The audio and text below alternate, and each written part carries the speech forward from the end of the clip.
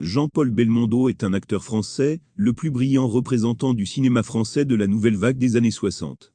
Son début est traditionnellement considéré comme la sortie en 1959 du film « À bout de souffle » du réalisateur débutant Jean-Luc Godard, dans lequel Belmondo interprétait le rôle de l'aventurier Michel, qui marqua la naissance d'un nouveau type de protagoniste.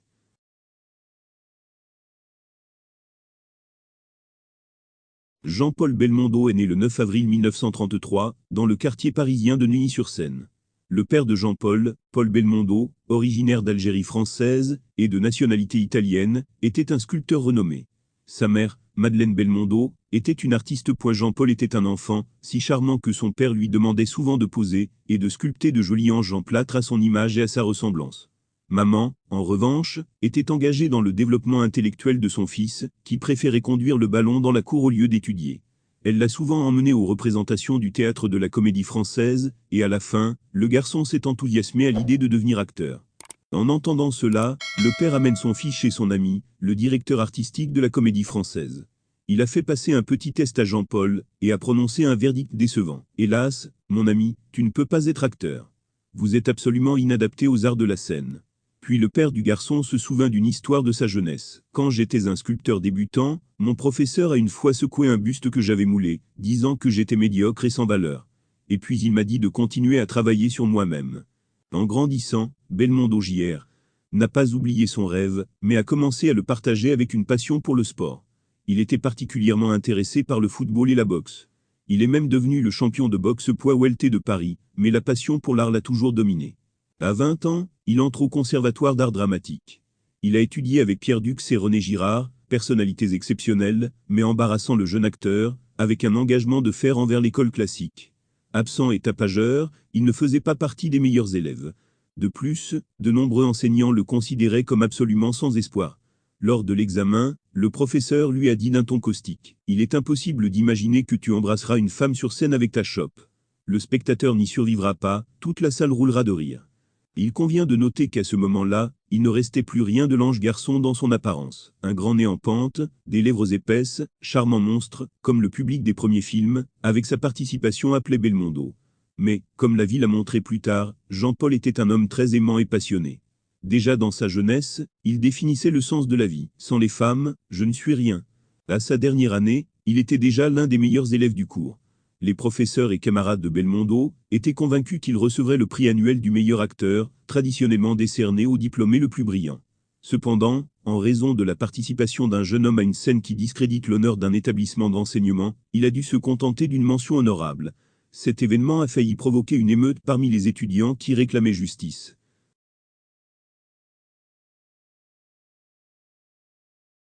En 1956, après avoir obtenu son diplôme du conservatoire 3 ans plus tard, Belmondo fait ses débuts dans le court-métrage Molière. Plus tard, il incarne Marcel Carne dans le film de CV, Saint Défriant, Bebotifulane Kikié, Strange Sindé de Marc Allègre, et Michel dans le mélodrame The Only Angel on Earth. Dans Sois belle et tais-toi, il rencontre l'acteur principal Alain Delon, et devient son bon ami. Deux jeunes acteurs en herbe se sont tacitement affrontés sur le plateau, et dans la vraie vie, à cause de la tension féminine. Par exemple, après la sortie du film Borsalino, 1970, dans lequel les stars du cinéma français jouaient ensemble, Belmondo était furieux. Sur toutes les affiches, le nom de Delon passait en premier, Alain Delon présente, et alors seulement était le nom de famille de Belmondo. Le rôle décisif de Belmondo, 26 ans, était le scélérat immoral Michel Poicard du premier long métrage de Jean-Luc Godard À bout de souffle. La bande a marqué le début d'une nouvelle vague du cinéma français. Le film a été tourné sans scénario clair, le réalisateur n'avait qu'un plan pour les scènes qui se succédaient, certains épisodes étaient filmés en caméra cachée, dont la scène d'une promenade sur les Champs-Élysées. Et surtout, le personnage de Belmondo a marqué la naissance d'un nouveau type de héros, un rebelle, crachant sur les canons de la société. Après la première, la renommée mondiale lui est finalement venue. Tous les réalisateurs voulaient voir un acteur inégalé dans leurs films. La jeunesse imita ses héros, rebelles et orateurs, ce qui donne vie au néologisme belmondisme. Les films auxquels Jean-Paul participa furent voués au succès. Cartouche, Léon Morin, L'Ancien Fer Chaud, Singe en hiver, Ville d'or, Don Giovanni de la Côte Bleue, Le jour le plus court, Peau de banane, et bien d'autres peintures merveilleuses. Dans le film Mon Caïn Ouinté, il rencontre l'acteur français Jean Gabin.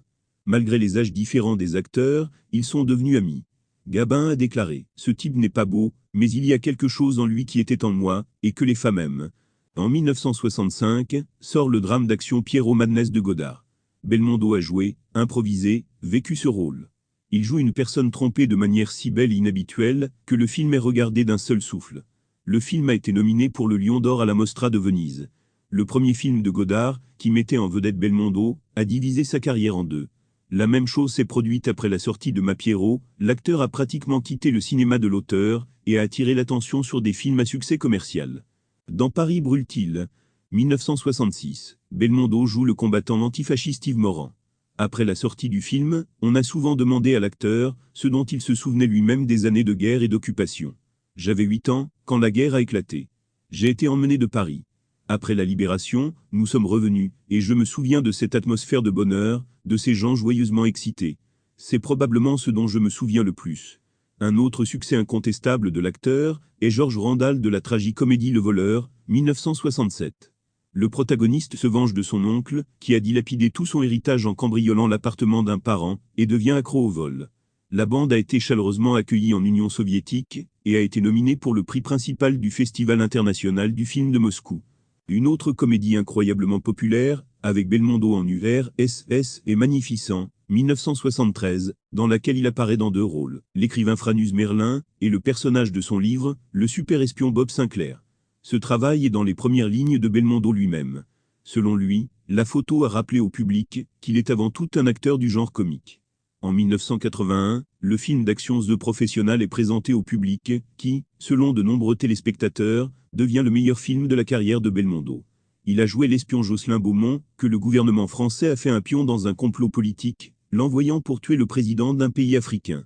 Un bon acteur, comme le vin, ne s'améliore qu'avec l'âge, ce qui a été clairement prouvé par les films As From As, Outlaw, Adventuré, Robbery, Cingle, qui a suivi Le Professionnal. Après avoir atteint le sommet du cinéma, Belmondo a décidé de revenir sur scène après une pause de 28 ans. En 1987, le réalisateur Robert Hossein lui offre le rôle principal dans la production de Keane, Genius ou Debaucherie.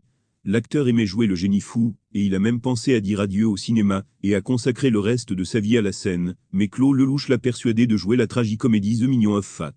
À la veille de son 60e anniversaire, Belmondo a annoncé qu'il n'avait plus l'intention d'être une star d'action. Durant cette période, Jean-Paul fonde son studio de cinéma, qu'il bâtit sur Ito du nom de sa grand-mère. En 2001, l'acteur a subi un accident vasculaire cérébral. La rééducation lui a pris beaucoup de force, l'acteur était à moitié paralysé, et il ne pouvait marcher qu'en s'appuyant sur une canne. En 2008, après une pause de 7 ans, il revient sur les écrans, avec le film Manando, apparaissant devant le public comme un vieil homme faible et triste. Le public ne voulait pas croire que les rides de son visage flétri n'étaient pas du maquillage, que Belmondo jouait lui-même dans ce film. Le film a reçu des critiques mitigées, mais néanmoins, tout le monde était heureux du retour de Belmondo sur les écrans. Jean-Paul était aussi content. Bien que j'ai fait 95 films et joué 40 rôles au théâtre, j'étais plus heureux que jamais sur ce plateau. Ce film n'est pas, comme ce que j'ai fait avant, ce travail est d'une toute autre manière.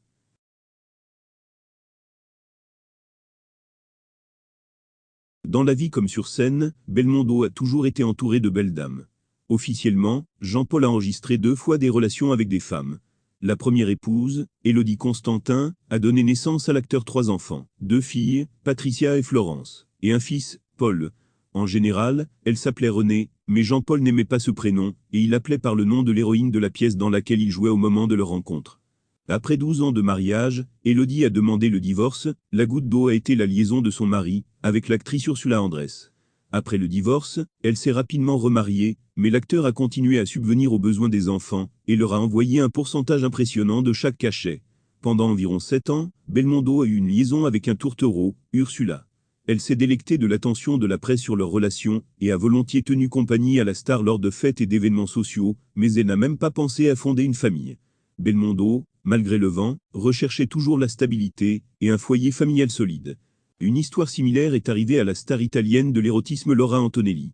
Pendant 7 ans, ils ont vécu dans le soi-disant mariage invité, puis elle s'est envolée pour lui à Paris pour le week-end, puis il est venu la voir à Rome.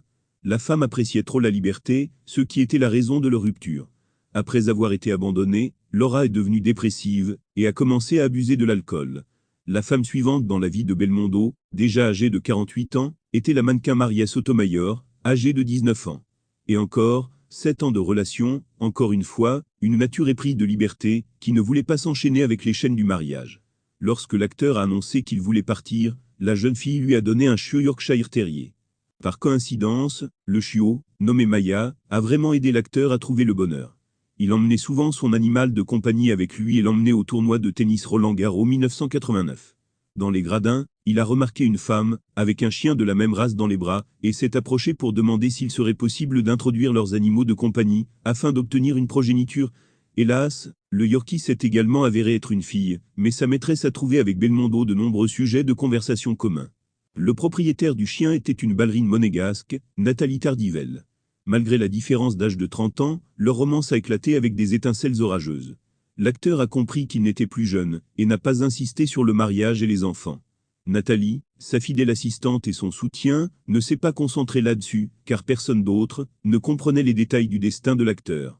Lorsque Jean-Paul a subi un accident vasculaire cérébral en 2001, elle était là pour l'aider à récupérer et à réapprendre à marcher.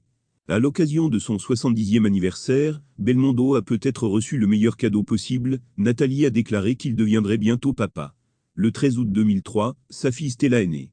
Mais en 2008, le cœur de Nathalie a été volé par un homme, comme le prétend la presse, plus adapté à son âge.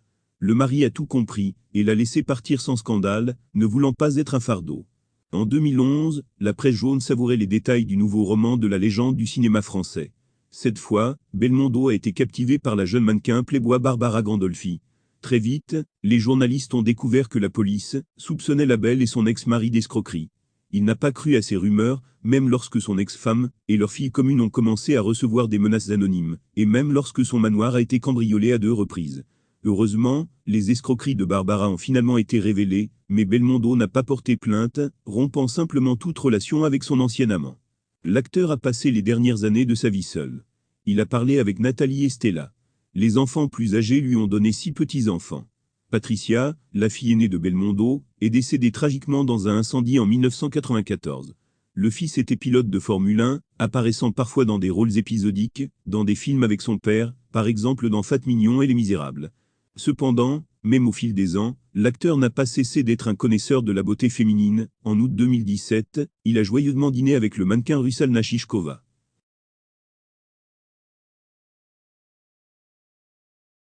Ces dernières années, Belmondo n'a pas joué dans des films, mais a mené une vie très occupée. En 2016, il reçoit le Lion d'Or à la Mostra de Venise pour sa contribution au développement du cinéma mondial. Le 6 septembre 2021, le grand amoureux des héros est décédé, l'acteur avait 88 ans. Selon des proches de l'acteur, il est décédé paisiblement, apparemment de cause naturelle.